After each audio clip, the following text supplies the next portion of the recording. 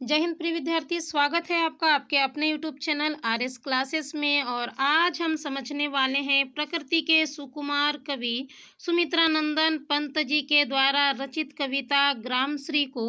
हम ग्रामश्री कविता समझे, इसके पहले हम ग्रामश्री का मतलब तो समझ जाए। क्या होता है ग्रामश्री का मतलब? ग्रामश्री का मतलब होता है गांव की लक्ष्मी, गांव का धन, गांव का ऐश्वर्य, गांव का सुख, गांव का आनंद। ये सब कुछ किस में बसा हुआ है? यहाँ रहने वाले लोग में, चारों ओर फैली हरियाली में, पेड़ों पर, पौधों पर, उड़ती तितलियों में, और एक दूसरे के साथ गांव के लोगों का जो प्रेम है, ये परिचायक है ग्रामश्री का। तो चलिए आज हम समझते हैं इस कविता को। यकीन मानिए आपको कविता को पढ़कर बड़ा ही आनंद आने वाला है, क्योंकि पंत जी ने प्रकृति को बड़े ही नज़दीक से निहारा है। और इस कविता में हम पंत जी की प्रकृति के साथ जो नज़दीकी है, जो आपसी प्रेम है, उसे भी हम समझ पाएंगे। तो चलिए समझते हैं हम कविता ग्रामश्री को। फैली खेतों में दूर तलक मखमल की कोमल हरियाली, लिपटी जिससे रवि की किरणें, चांदी की सी उजली जाली। तिनकों के हरे हरे तन पर हिल हरित रुधिर है रहा झलक, श्यामल भूत तल पर झुका हुआ नभ का चीर निर्मल नील फलक। चलिए हम इसके अर्थ को समझे। इसके पहले आप इसके शब्दार्थ देख लीजिए। क्या होगा कठिन शब्द? दूर तलक यानी दूर तक, मखमल यानी मखमल के समान, रवि का मतलब होता है सूर्य, जाली यानी जाल, हरे हरे यानी हरे रंग के, तन मतलब शरीर, रुधिर यानी खून, झलक यानी दिखाई देना, निर्मल यानी जानते हैं आप, नील फलक यानी नीले रंग का वस्त्र। ठीक है, चलिए अब इसका संदर्भ लिख लीजिए आप। क्या होगा संदर्भ? प्रस्तुत पंक्तियां ग्रामश्री नामक कविता से ली गई है। इसके कवि प्रकृति के सुकुमार कवि सुमित्रानंदन पंत जी है। प्रसंग लिख लीजिए। प्रस्तुत पंक्तियों में कवि ने हरी भरी धरती के प्राकृतिक सौंदर्य का मनोहारी चित्रण किया है। क्या होगा? फिर से प्रसंग देख लीजिए। प्रस्तुत पंक्तियों में कवि ने हरी भरी धरती के प्राकृतिक सौंदर्य का मनोहारी चित्रण किया है। चलिए अर्थ समझते हैं। फैली खेतों में दूर तलक मखमल की कोमल हरियाली। कवि कहते हैं कि खेतों में दूर तक मखमल के समान कोमल हरियाली फैली हुई है। दो लाइन का अर्थ देखिए। क्या कहते हैं कि खेतों में दूर तक मखमल के समान कोमल हरियाली फैली हुई है, लिपटी जिससे रवि की किरणें, चांदी की सी उजली जाली। कवि कहते हैं कि उन फसलों पर जब सूर्य की किरणें पड़ती है तो ऐसा लगता है मानो किसी ने चांदी की जाल को बिछा दिया हो। क्या कहते हैं कि उन फसलों पर, हरी फसलों पर जब सूर्य की किरणें पड़ती है तो ऐसा लगता है मानो किसी ने उस पर चांदी की जाल को बिछा दिया हो। तिनकों के हरे हरे तन पर हिल हरित रुधिर है रहा झलक। कहते हैं जब इन फसलों के, हरी फसलों पर ओस की बूंदे, हिलती हुई ओस की बूंदे दिखाई देती है तो उसे ऐसा लगता है कि मानो वह क्या हो, उसका हरा खून हो।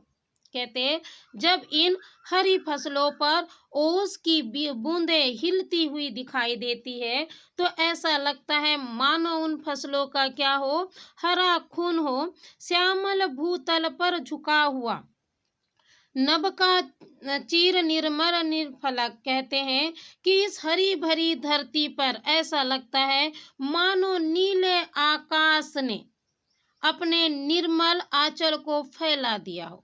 क्या कहते हैं कि इस हरी भरी धरती को देखकर ऐसा लगता है मानो नीले आकाश ने झुक कर क्या किया हो, अपने निर्मल आंचल को फैला दिया हो।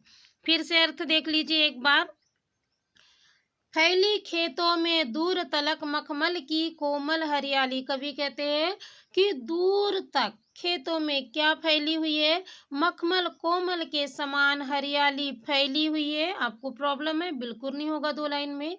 देखिए अगली लाइन है कि इन फसलों में जब क्या होता है, सूर्य की किरणें पड़ती है तो ऐसा लगता है मानो किसी ने चांदी के जाल को उस पर बिछा दिया हो। अगली लाइन देखिए, तिनकों के हरे हरे तन पर हिल हरित रुधिर है रहा झलक। कहते जब इन हरी फसलों पर ओस की बूंदें हिलती हुई दिखाई देती है तो ऐसा लगता है मानो वह क्या हो, उसका खून हो, हरा खून हो। श्यामल भूतल पर झुका हुआ नभ का चिर निर्मल नील फलक, ऐसा लगता है मानो नीले आकाश ने स्वयं झुककर क्या किया हो, पृथ्वी पर अपना निर्मल आंचल फैला दिया हो। ऐसा लगता है मानो नीले आकाश ने स्वयं झुककर पृथ्वी पर अपना निर्मल आंचल फैला दिया हो। मुझे उम्मीद है ये पंक्तियों का अर्थ आपको आसानी से समझ आ गया होगा। विशेष क्या होगा, सरल भाषा है, गांव का मनोहारी वर्णन किया गया है, मानवीकरण अलंकार है, साथ में अनुप्रास अलंकार भी है। चलिए अगली पंक्तियों को समझते हैं।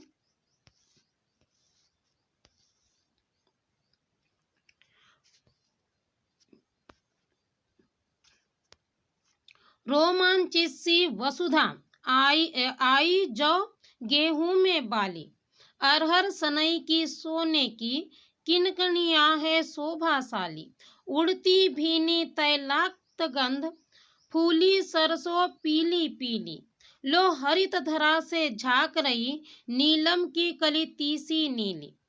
रोमांचित तो का मतलब तो जानते हैं आप, है ना। बाली यानी होता है गेहूं इत्यादि जो फसलों में जो बालियां लगती है उसको कहा गया है।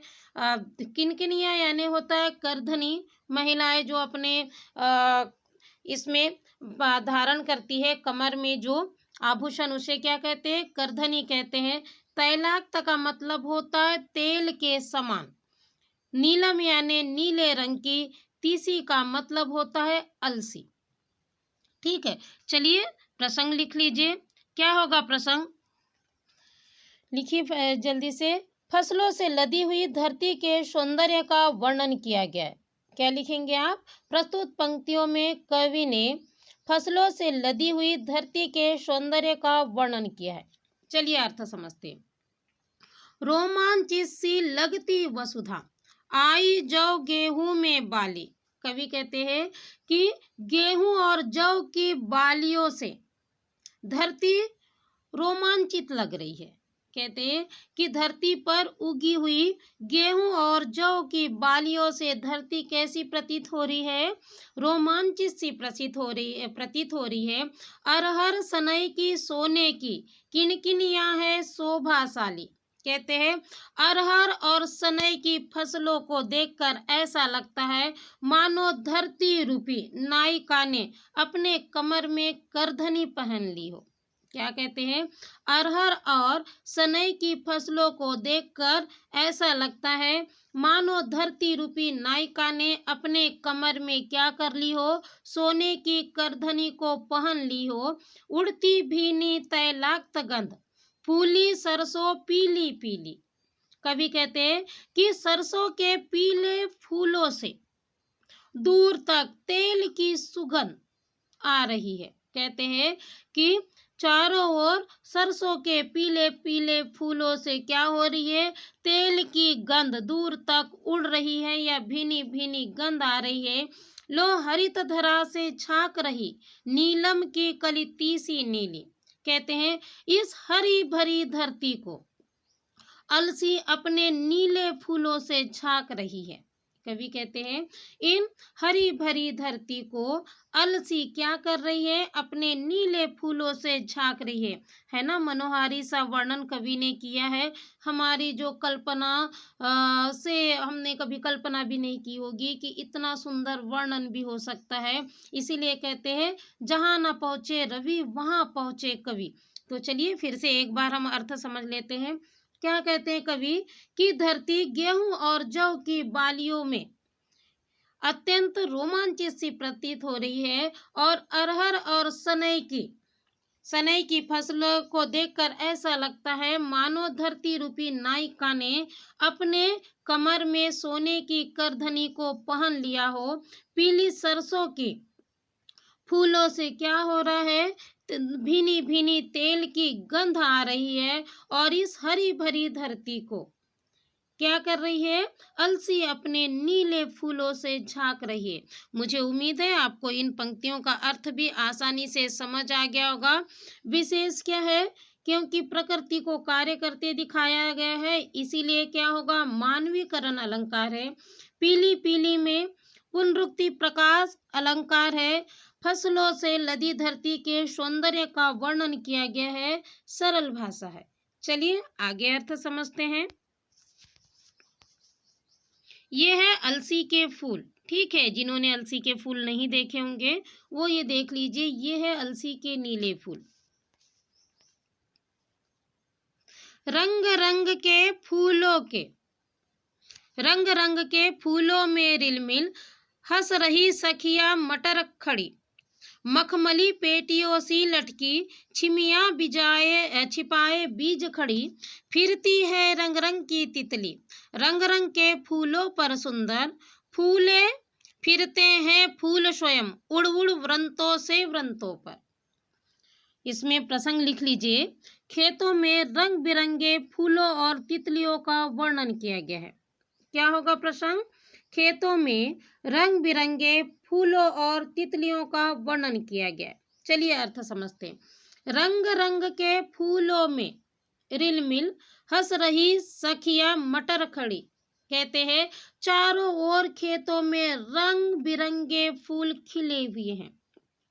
क्या कहते हैं कवि, चारों ओर खेतों में रंग बिरंगे फूल खिले हुए हैं, हंस रही सखियां मटर खड़ी, और ऐसा लगता है कि इन फूलों के बीच में मटर अपनी सखियों के साथ खड़ी होकर हंस रही है। क्या कहते हैं, ऐसा लगता है मानो इन रंग बिरंगे फूलों के बीच मटर क्या है, अपनी सखियों के साथ खड़ी होकर हंस रही है। मखमली पेटियों से लटकी छिमिया छिपाए बीज खड़ी, इन फसलों को देखकर ऐसा लगता है मानो नायिका ने क्या किया हो, अपने मखमली पेटियों में फसलों के बीजों को छुपाया हुआ हो। कहते हैं इन फसलों को देखकर ऐसा लगता है कि मानो नायिका ने क्या किया हो, मखमली पेटियों में फसलों के बीजों को छिपाया हुआ हो। फिरती है रंग रंग की तितली, रंग रंग के फूलों पर सुंदर, कहते रंग बिरंगी तितलियां अनेक रंग रंग के फूलों पर क्या कर रही है, उड़ रही है। रंग बिरंगी तितलियां रंग बिरंगे फूलों पर क्या हो रही है, उड़ रही है। फूले फिरते ही स्वयं फूल, उड़ उड़ वृंतों से वृंतों पर, ऐसा लगता है मानो तितलियां नहीं बल्कि फूल ही स्वयं एक डाल से दूसरी डाल पर जा रहे हो। उन्हें देखकर ऐसा लगता है मानो तितलियां नहीं बल्कि फूल ही स्वयं एक डाल से दूसरी डाल पर जा रहे हो। उम्मीद है अर्थ समझ आ गया होगा, मगर एक बार फिर समझ लेते हैं इसका अर्थ। कवि कहते हैं कि रंग बिरंगे फूलों में मटर कैसी लग रही है, मानो अपनी सखियों के साथ खड़ी होकर हंस रही हो। और इन नायिका ने क्या किया, इन सखियों ने क्या किया है, अपनी मखमली पेटियों में फसलों के बीज को क्या किया है, छुपा लिया है, यह छुपा के रखा हुआ है। रंग बिरंगी तितलियां जब रंग बिरंगे फूलों पर उड़ती है तो अत्यंत सुंदर दिखाई देती है, और ऐसा लगता है इन तितलियों को देखकर कि मानो फूल ही स्वयं एक डाल से दूसरी डाल पर जा रहे हो। मुझे उम्मीद है आपको ये अर्थ भी आसानी से समझ आ गया होगा। विशेष क्या होगा, प्रकृति का मानवीकरण है, प्रकृति के सौंदर्य का वर्णन किया गया है, अनुप्रास अलंकार है और सरल भाषा है। चलिए आगे अर्थ समझते हैं।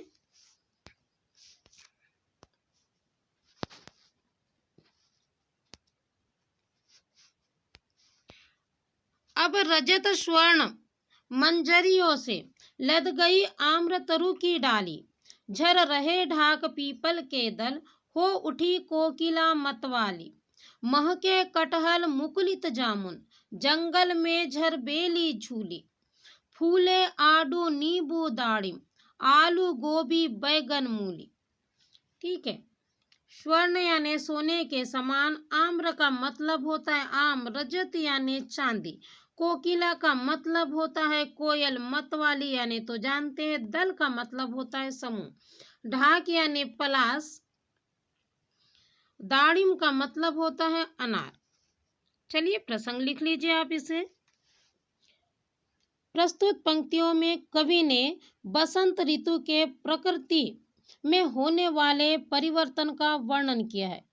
फिर से देख लीजिए प्रसंग। प्रस्तुत पंक्तियों में कवि ने बसंत ऋतु में प्रकृति में होने वाले परिवर्तन का वर्णन किया है। चलिए अर्थ समझते हैं। अब रजत स्वर्ण मंजरियों से लद गई आम्र तरु की डाली, कहते हैं कि सोने और चांदी के बौर से आम की डाली क्या हो गई है, लद गई है। कहते हैं सोने और चांदी के समान आम के बौर से क्या हो गया है, आम की डाली लद गई है। झर रहे ढाक पीपल के दल, कहते हैं पलास और पीपल के पेड़ों में भी क्या है, नए पत्ते लगने लगे हैं। पलास और पीपल के पेड़ों में भी नए पत्ते लगने लगे हैं। हो रही कोकिल मतवाली, और कोयल क्या हो गई है, मतवाली हो गई है। इस प्रकृति के सौंदर्य को देखकर कोयल कैसी हो गई है, मतवाली हो गई है। महके कटहल मुकुलित जामुन, कहते हैं कि कटहल के पेड़ से कटहल की सुगंध आने लगी है। जामुन के पेड़ से भी जामुन के फूलों की सुगंध आने लगी है। जंगल में झरबेली झूली, और जंगल में झरबेली उगने लगी है, खिलने लगी है। फूले आडू नींबू दाड़िम, आलू गोभी बैगन मूली, और प्रकृति में आडू नींबू अनार आलू गोभी बैगन और मूली इत्यादि फसलें लहलहाने लगी है। कहते हैं कि और धरती पर आडू नींबू अनार आलू गोभी बैगन और मूली इत्यादि जो फसलें हैं वो धरती पर क्या होने लगी है, लहलहाने लगी है। फिर से देखिए, कवि कहते हैं कि चांदी और सोने के समान आम के बौर से आम की डाली लद गई है। मुझे उम्मीद है आपको आसानी से समझ आ रहा होगा अर्थ। पलास और पीपल के पौधों में भी, माफ कीजिए, पेड़ों में भी क्या है, नए पत्ते लगने लगे हैं। और प्रकृति के इस सौंदर्य से कोयल मतवाली हो गई है। कवि कहते हैं कि कटहल और जामुन के पेड़ से भी उनके फूलों की सुगंध आने लगी है। जंगल में झरबेली फूलने लगी है। और प्रकृति में या धरती पर आडू नींबू अनार आलू गोभी बैगन और मूली सभी क्या होने लगी है, लहलहाने लगी है। यह सभी की जो फसलें हैं वो तैयार होने लगी है।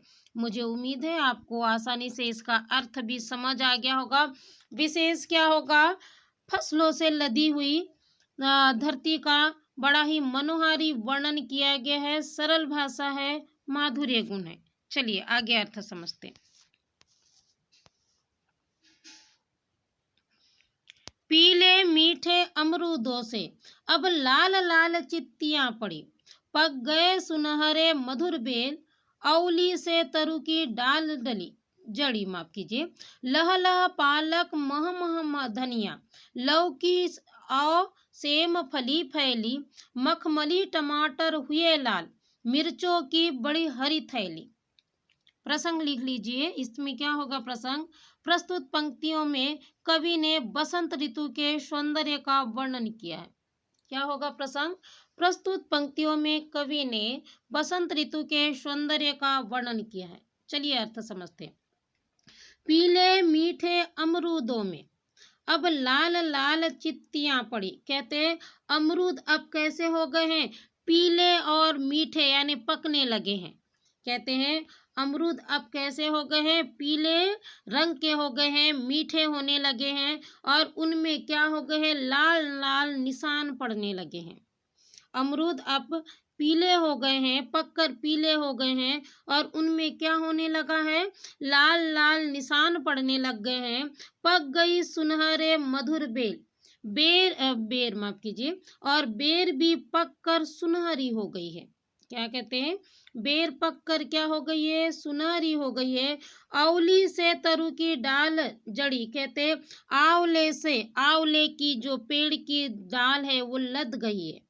आंवले से आंवले की पेड़ की डाल लद गई है। लह लह पालक मह मह धनिया, कहते पालक लहकने लगी है और धनिये से धनिये की सुगंध आने लगी है। कहते हैं पालक की फसलें लहकने लगी है या लहलहाने लगी है और धनिये की फसलों से धनिये की महक आने लगी है। लौकी और सेम फली फैली, कहते हैं लौकी और सेम की बेल में लौकी और सेम लगने लगी है। मखमली टमाटर हुए लाल, मिर्चों की बड़ी हरी थैली, कहते हैं टमाटर, मखमली टमाटर लाल हो गए यानी पक गए हैं और मिर्च के पौधों में भी हरी मिर्च लगने लगी है।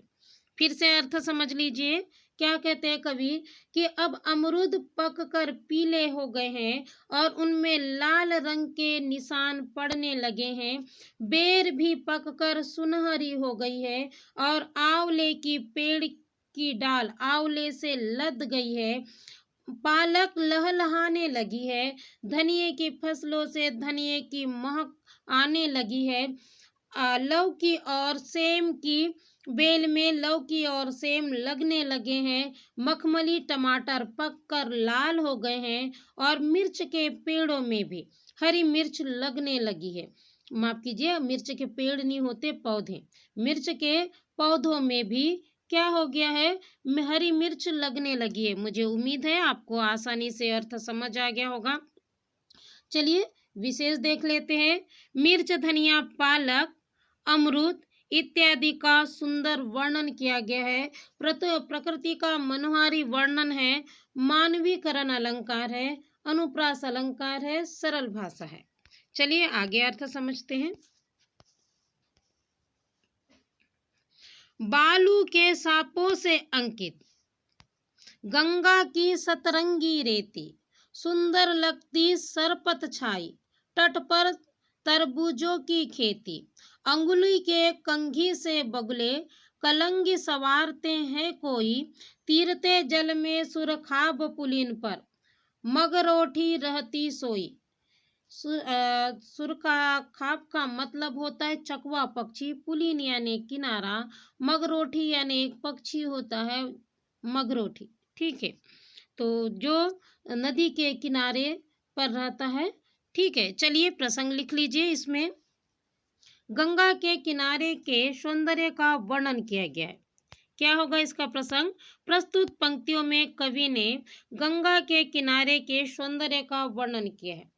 बालू के सांपों से अंकित, गंगा की सतरंगी रेती, कहते गंगा के किनारे रेत ऐसी लगती है, आड़ी तिरछी जो रेत पर लाइनें बनी हुई है, उसे लगता है कि मानो वह क्या हो, रेत के सांप बने हुए हो। कहते हैं गंगा के किनारे रेत पर जो आड़ी टेढ़ी जो लाइनें बनी हुई है, उसे देखकर ऐसा लगता है कि मानो वह रेत से बने हुए क्या हो, सांप हो। गंगा की सतरंगी रेती और उस पर जब सूर्य की किरणें पड़ती है तो रेत 7 रंगों की सतरंगी सी प्रतीत होने लगती है।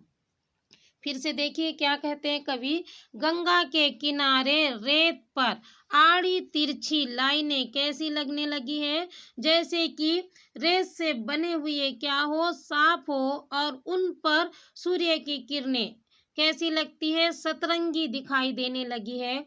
सुंदर लगती सरपत छाई, तट पर तरबूजों की खेती, कहते गंगा के किनारे तरबूज की खेती अत्यंत सुंदर दिखाई दे रही है। कहते गंगा के किनारे लगी तरबूज की जो खेती है कैसी लग रही है, अत्यंत सुंदर दिखाई दे रही है।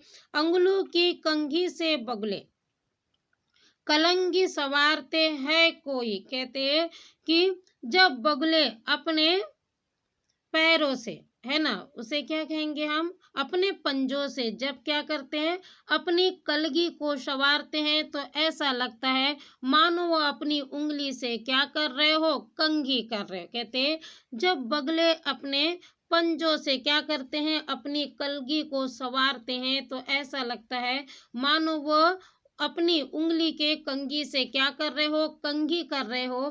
तीरते जल में सुरखाप पुलिन पर मगरोटी रहती सोई। कहते हैं गंगा के जल में चकवा पक्षी क्या हो रहे हैं, तैर रहे हैं, और किनारे पर मगरोटी आराम से सोई हुई है। कहते हैं कि गंगा के जल में क्या हो रहा है, चकवा पक्षी तैर रहा है, और गंगा के किनारे पर मगरोटी आराम से सोई हुई है। फिर से एक बार अर्थ समझ लेते हैं। कवि कहते हैं गंगा के किनारे रेत पर पड़ी आड़ी तिरछी लाइनें कैसी दिखाई दे रही है, मानो रेत से बने हुए क्या हो, साफ हो, और उन पर सूर्य की सतरंगी किरणें अत्यंत सुंदर दिखाई दे रही है। गंगा के किनारे तरबूज की जो खेती है वो अत्यंत सुंदर दिख रही है। जब बगले अपने पंजों से अपनी कलंगी संवारते हैं, तो ऐसा लगता है मानो उंगली के कंघी से अपने बालों को संवार रहे हो। गंगा के जल पर चकवा पक्षी तैर रहे हैं, और किनारे पर मगरोटी आराम से सोई हुई है ना। प्रकृति का बड़ा ही सुंदर सा वर्णन। तो चलिए विशेष देख लेते हैं फिर से। प्रकृति का मानवीकरण है, साथ ही सरल भाषा है, और गंगा के किनारे का माफ कीजिए मनोहारी वर्णन किया गया है। चलिए अगली पंक्तियों को समझते हैं। हसमुख हरियाली हिम आतप, सुख से अलसाए से सोए, भीगी अंधियाली में निसिकी, तारक स्वप्नों में से खोए, मरकत डिब्बे सा खुला ग्राम, जिस पर नीलम नभ नभ आच्छादन, निरुपम हिमांत में स्निग्ध शांत, निज शोभा से हरता जन्म। ठीक है, हम इसके प्रसंग को समझ लेते हैं। आप लिख लीजिए प्रसंग को। गांव की हरियाली, शांति, प्राकृतिक सौंदर्य का वर्णन किया गया है। क्या है? गांव की हरियाली, शांति और प्राकृतिक सौंदर्य का वर्णन किया गया है। निशी का मतलब होता है रात, तारक यानी तारे, स्वप्न यानी स्वप्न, मरकत यानी पन्ना, आप जानते हैं ना, नग जो कीमती नग, पन्ना। नीलम यानी नीला, आच्छादन यानी छाया हुआ, स्निग्ध यानी चिकना, हरता का मतलब होता है प्रभावित करना, मोहित करना, निज का मतलब होता है स्वयं। चलिए अर्थ समझते हैं। हसमुख हरियाली हिम आतप, सुख से अलसाए से सोए। कहते हैं ऐसा लगता है चारों ओर हरियाली को देखकर कि वह क्या हो, सूर्य के प्रकाश से पूर्ण रूप से क्या हो, प्रभावित हुई हो। हसमुख हरियाली हिम आतप, कहते हैं कि चारों ओर हरियाली को देखकर, हसमुख हरियाली को देखकर ऐसा लगता है कि मानो वह क्या कर रही हो, सूर्य के प्रकाश से प्रभावित हो रही हो। सुख से अलसाए से सोए, और वह सुखपूर्ण अलसाई हुई सो रही हो। कहते हैं कि चारों ओर हसमुख हरियाली को देखकर ऐसा लगता है मानो वह सूर्य के प्रकाश से प्रभावित होकर क्या हो रही हो, सुख से अलसाई हुई सो रही हो। भींगी अंधियाली में निसिकी, तारक स्वप्नों में खोए से ऐसा लगता है मानो वह अंधेरे में भीग कर रात में क्या कर रही हो, तारे के स्वप्नों में खोई हुई हो। मानो वो अंधेरे में भीग कर रात में क्या कर रही हो, तारे के स्वप्नों में खोई हुई हो। मरकत डिब्बे से खुला ग्राम, जिस पर नीलम नभ आच्छादन। कहते गांव ऐसा लगता है मानो वह क्या हो, पन्ना के डिब्बे के समान हो। कहते हैं गांव को देखकर ऐसा लगता है मानो वह क्या हो, पन्ना नामक बेशकीमती नग हो, जिस पर नीलम नभ आच्छादन, जिस पर आसमान ने क्या है किया है, निरुपम हिमांत से स्नग्ध शांत। कहते हैं जिस पर आसमान ने, नीले आसमान ने शांत चंद्रमा की किरणों को फैला दिया हो।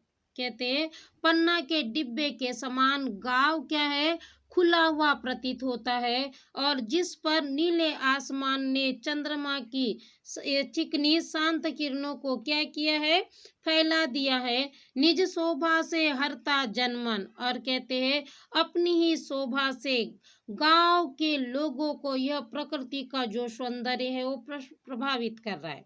कहते हैं अपने सौंदर्य से गांव के लोगों को प्रकृति का जो यह सौंदर्य है वह क्या कर रहा है, प्रभावित कर रहा है। फिर से अर्थ समझ लीजिए, क्या कहते हैं कवि कि हसमुख जो हरियाली है यह सूर्य के प्रकाश से प्रभावित है, और ऐसा लगता है मानो वो सुख से अलसाई हुई क्या हो, सोई हुई हो। अंधेरे में भीगी हुई रात में वह क्या कर रही हो, तारों के स्वप्नों में खोई हुई हो। खुला हुआ गांव कैसा लगता है, मानो वह क्या हो, पन्ने के डिब्बे के समान हो, जिस पर नीले आकाश ने चंद्रमा की शांत और चिकनी किरणों को फैला दिया हो। और प्रकृति के इस सौंदर्य से क्या हो, गांव के लोग कैसे, प्रकृति के इस सौंदर्य से गांव के लोगों का जो मन है अत्यंत कैसा है, प्रभावित है या प्रसन्न है। मुझे उम्मीद है यह जो ग्रामश्री कविता है इसका अर्थ आपको आसानी से समझ आ गया होगा। विशेष क्या है, गांव के सौंदर्य का वर्णन किया गया है, प्रकृति के सौंदर्य का वर्णन किया गया है, साथ में प्रकृति का मानवीकरण है और सरल भाषा है। इस तरह हम ग्रामश्री कविता को समझ चुके हैं, और मुझे उम्मीद है आपको यह कविता अत्यंत पसंद आई होगी, और आप इस कविता को पढ़कर आनंदित हुए होंगे। मेरा पूरा प्रयास रहा है कि मैं आपको सरल तरीके से इस कविता को समझाऊं। यदि आपको यह कविता अच्छी लगती है तो प्लीज़ इसे लाइक कीजिए, सब्सक्राइब कीजिए, ज़्यादा से ज़्यादा शेयर करना बिल्कुल ना भूलिए। धन्यवाद।